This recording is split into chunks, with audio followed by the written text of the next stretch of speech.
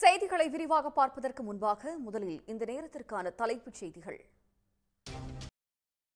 NEET தேர்வு முறைகேடு விவகாரத்தில் உத்தரப்பிரதேசம், ஜார்க்கண்ட், பீகாரை தொடர்ந்து மராட்டியத்தைச் சேர்ந்த கும்பலுக்கும் தொடர்பு இருப்பது கண்டுபிடிக்கப்பட்டுள்ளது. அங்கு 2 ஆசிரியர்கள் கைது செய்யப்பட்டிருக்கிறார்கள்.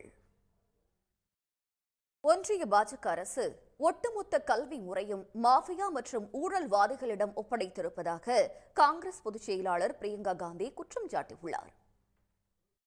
செய்திகளில் தொடர்வது சிறிய இடைவேளை. கன்னியாகுமரியில் 2 வாரங்களாக அமலில் இருந்த தடை நீக்கப்பட்ட நிலையில் அங்கு சுற்றுலா பயணிகள் குவிந்து வருகின்றனர். மயிலாடுதுறை அருகே உள்ள அடியாமங்கலம் பகுதியில் மூடப்பட்ட எண்ணெய் எரிவாயு கிணறுகளில் ONGC நிர்வாகம் மேற்கொண்டிருக்கும் பராமரிப்பு பணிகளை நிறுத்த வேண்டும் என்று மீத்தேன் திட்ட எதிர்ப்பு கூட்டமைப்பினர் வலியுறுத்தியுள்ளனர்.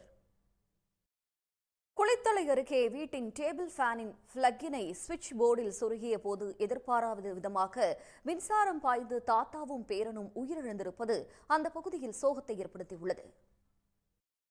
இஸ்ரோ உருவாக்கியுள்ள இந்தியாவின் முதல் முழுமையான மறுபயன்பாடு ராக்கெட்டான புஷ்பக் விமானத்தின் 3வது திட்ட பரிசோதனை வெற்றி பெற்றுள்ளது. தஞ்சாவூர், திருவாரூர் உட்பட பல்வேறு மாவட்டங்களில் 200 ஏரிகள் மற்றும் குளங்களை தூர்வாரி சாதனை படைத்த இளைஞர்களுக்கு உச்சநீதிமன்ற மற்றும் உயர்நீதிமன்ற நீதிபதிகள் நினைவு பரிசுகளை வழங்கி பாராட்டு தெரிவித்தனர்.